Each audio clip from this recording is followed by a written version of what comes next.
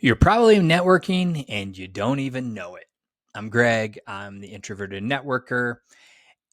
One of the things that people tell me often is I'm not good at networking. I don't know how to network, never done networking, or the networking I've done has been really awkward. And these are always obstacles people run into when it comes to networking, especially if they feel like they've haven't done it in a while. They don't know where to start. And I used to be the same way. In fact, before actually, even when I was talking about networking, I didn't really realize that I'd been doing a lot of networking my entire life and I didn't even realize it.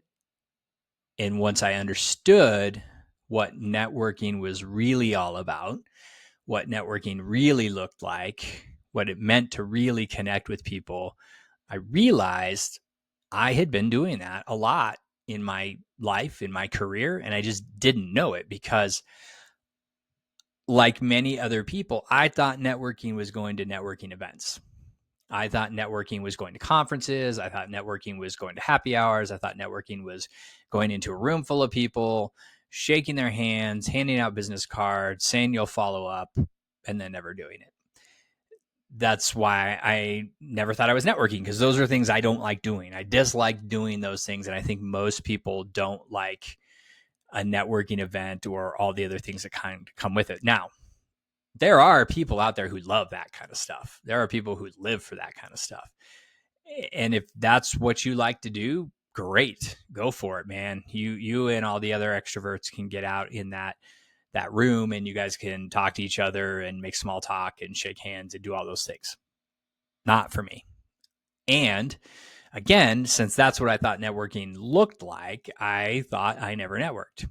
What I realized is when I thought back over my career, there were many times when I had used my network or I had networked with people in order to get a job or find a new opportunity.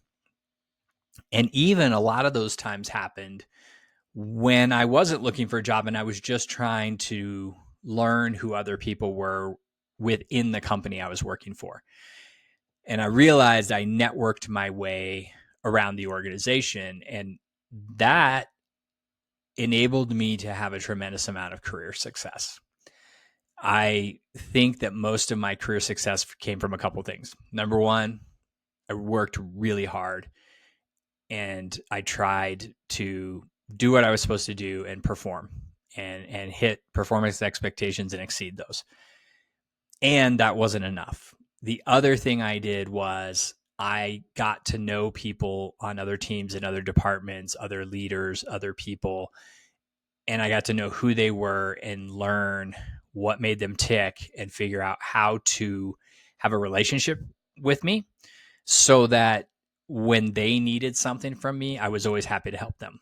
And when I needed something from them, they were always happy to help me. And that made me more effective at my job and opened up more opportunities for me in my career. But going back to some of the other things that I did in my life that I didn't realize were networking at the time. And the reason why I'm calling these out and sharing these with you in this episode is I think if you think back on your career, if you think back on times when you got opportunities and you think back to the situation, you'll realize there were some networking aspects to it. And when you do that, hopefully it'll open your mind up to how to do it again in the future. What are some things you've done in the past that worked for you as a networker, and what are some things you can learn from those situations, those experiences, to help you be a better networker, whether you're out looking for another job in another company or whether you're just trying to get to know people in your company and looking for internal opportunities, because this works both ways. I mean, you can network with people who don't work in your company and you can network with people who do, and you should actually be doing both. If you have a job, you should be doing both all of the time. What I always say at the end of every episode is always be connecting. ABC, always be connecting. So it doesn't matter if it's externally with people who work somewhere else or if it's internally at your current job, you should always be connecting. But let's talk about some of the situations that I've had over my career, and I'm going to go all the way back to one of the first jobs I had. And I'm only doing this to just kind of illustrate that throughout our lives, people help us. People help us find opportunities, and that's okay. And you should look for those relationships that, where somebody can help you. But one of the first jobs I had when I was still in high school, I think it was between my freshman and sophomore year. So I was 15 years old.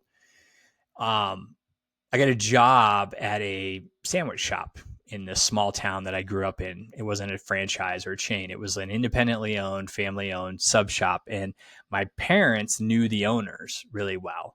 And I was looking for a summer job, and my parents actually talked to the owners and said, "Hey, are you hiring?" Now, is that really networking?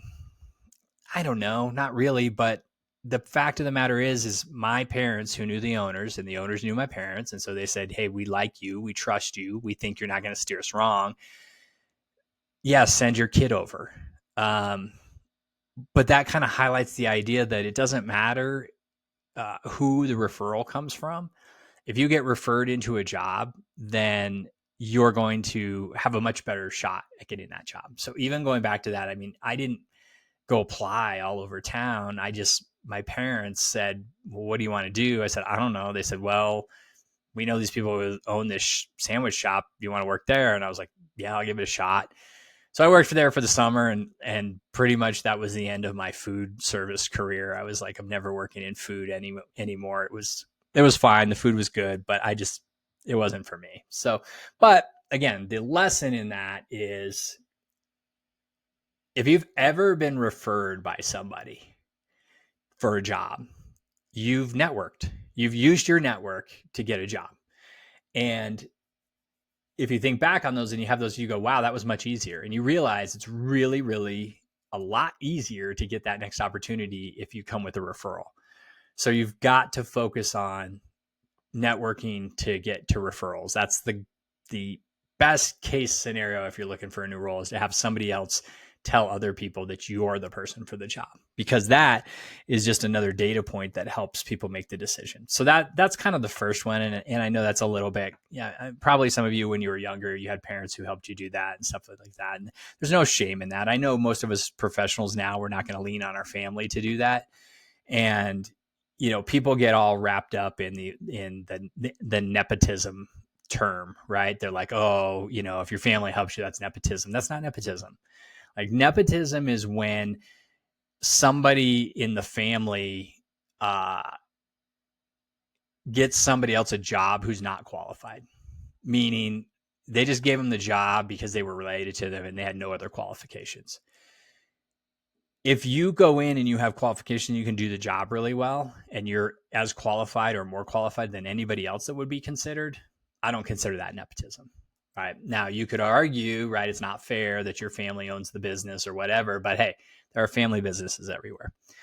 But another time, and on that topic of nepotism, right? Because again, people have different views of that. Another story from me is I was looking for a job. I had moved to Colorado. My wife and I had moved here, and the job I was moving here for just didn't work out. And I didn't get fired. I quit, but it wasn't right for me. I got here and I realized it wasn't right. And I didn't have another job. So I was out on a job search. And this was like 21 years ago. So a long time ago, early in my career, didn't have a lot of experience, didn't have a lot of skills. I got an opportunity because I had a family member that worked at this company here in Denver, and he was a higher up there. And he said, "Hey, we have a project we need some help on. I don't know if you want to do it. It's a contract position. Come on in and interview and, see if it's right for you." So I went in and I interviewed, and like, look, yeah, I got the interview because my family member worked there. Yep. Straight up. But I was a contractor for 90 days, meaning if at the end of 90 days I was terrible at my job, then they weren't going to either extend my contract or hire me. So it gave me an in, but I also had to perform. And yes, I used my network to get in there and get that opportunity, but I went in and I performed really well to the point where halfway through they said, hey, we're going to hire you full time. We're not even going to wait 90 days. You've proved yourself. You're good. And I went on to work at that company for 9 years. And I went from a 90-day contractor, and I got promoted over those 9 years all the way up to a VP of human resources who was reporting to the CHRO, the chief people officer, chief human resources officer. So I look back on that and say, yes, did I have a family member help me get in there? Did I network to get in there? Yeah, sure, totally. But I don't look at that as nepotism, because through my actions and my performance, I was able to move up and get promoted and demonstrate that I belonged there. I wasn't just there because of who I knew. But again, another example of, at the time, I didn't even know anything about networking. I thought I was a terrible networker, and this was all before I started thinking about networking. Interesting story. That job, after I'd worked there 9 years, was the one that I got laid off from the first time I got laid off, and the first time I actually had to go network and actively network and figure it out. And is actually sort of, I would say, the origin story of my whole journey on talking about networking, because that experience taught me how to go out and actually network without going to networking events, and find a job without going to networking events or applying online and all that kind of stuff. I mean, yes, I had to apply online, but the point of me getting the next job was I leveraged several different people to get into my next job. But again, that's a different story for a different time. If you're somebody who's read my book, you know how that story started and ended. I mean, the book literally starts with my boss firing me in October of 2012. And that's how my book starts. My boss telling me my position's been eliminated. And then that started my networking journey and figuring out, how to network and how to teach people to network. But stepping back a little bit, because there's one other story I want to share about networking, that I was doing it and I didn't realize it. And that was, I got out of college. I went to work for a company called, at the time it was called Anderson Consulting. Later it became called Accenture. And I worked there for 2 years and I did a good job. I kind of got that job. I did campus recruiting, but which means the recruiters came to my college campus and they did interviews for people who applied and qualified. And I went through that whole process. So I went through the whole process, but there were upperclassmen I knew in college who had gotten jobs at that company. And those upperclassmen were, again, people I had been in student organizations where people that knew me. They were friends, I would say, but at the same time, they had worked with me, quote unquote, worked with me in college. And so they were part of that process. And in that process, I know that several of them talked to people who were doing the interviews and gave them positive feedback about me. And that helps, because when it comes down to deciding who's going to get an offer and who's not, if you're somebody who's kind of had somebody else refer you or talk well about you or give you some praise, that helps people make that decision. So that helped me get the job the first time. And then after a couple of years, I left, took a year, went and worked on a cruise ship, came back. Okay. So when I went to the cruise ship, again, story for another day, met my wife. We decided we were going to get married. We were going to move to New York City. I needed a job. And I called up the people I had worked with in the past at now Accenture. They had changed their name while I was gone, and said, hey, I'm interested in coming back. Do you have any positions? And they, again, had a referral program. They had, I was a bit of a boomerang, and that's a term for somebody who leaves and comes back. But I reached out to those people and said, like, hey, is there any openings? And they reached out to their network and said, hey, this is a guy who wants to come back. And they put me in touch, and it was like a simple process to come back.